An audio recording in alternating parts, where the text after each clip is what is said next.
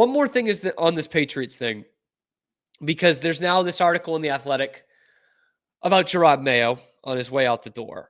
This is a classic Boston sports tradition of the 21st century. And that is, oh, guy is out. Let's just drag him through the mud as much as possible. The worst example was with Terry Francona, but we've seen it for years. We obviously saw it with Belichick. We saw it with Manny. We saw it with Bruce Cassidy of the Bruins. Like, here, there, and everywhere, if a coach or a popular player was leaving, it was time to drag his ass on the way out. And usually it was John Henry paying for it to go in his own newspaper. But this comes from The Athletic. And this is a story of Jerod Mayo after the 2-touchdown loss to the Cardinals on the road after the bye week, on the team plane, leaving his seat at the front of the plane to go play cards with the players in the back while his assistant coaches watched film in their seats. On one hand, it's like, take it with a grain of salt, right? Of like, we've seen this happen before. I don't think Terry Francona was like a drug addict on his way out of the Red Sox, like the Boston Globe would have you believe. But on the other hand, it's like, why? This is like overkill. You know, like Terry Francona got dragged through the mud by Henry's paper because it was not a popular decision to fire him. Same thing with Bruce Cassidy, right? It was not a popular decision to fire this guy. And Jerod Mayo, firing him is one of the most popular decisions made in Boston sports of the 21st century. Like, who didn't want that? Everyone wanted that to happen by week 18. So why the slander now? Like, I don't understand that.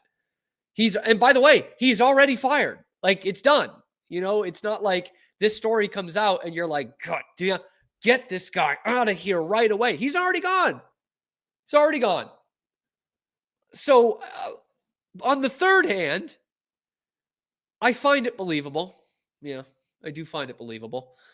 He's clearly a guy that was one that most of the players liked.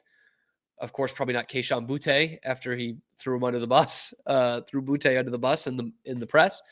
But clearly it was a, player empowerment kind of atmosphere in terms of the bikes in the locker room, and the dumping the Gatorade bath on him after a week 1 win.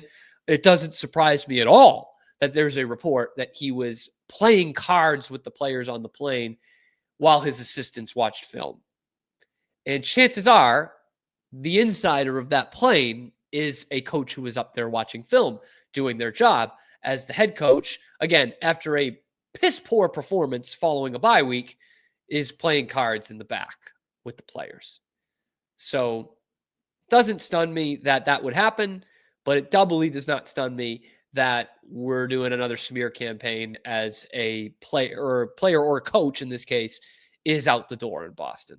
It stinks, and you got to take it with a grain of salt, but maybe I like salt. Who knows? Maybe a little salt is good for you. We are Rogue Media Sports. Hey, thanks for stopping by. And if you like this video, be sure to give us a like and subscribe. It really helps out the channel a ton. You can follow me on Twitter here for some more outrageous Boston sports takes coming to you every weekday at noon Eastern time. And then after that, wherever you get your podcasts. We are Rogue Media Sports.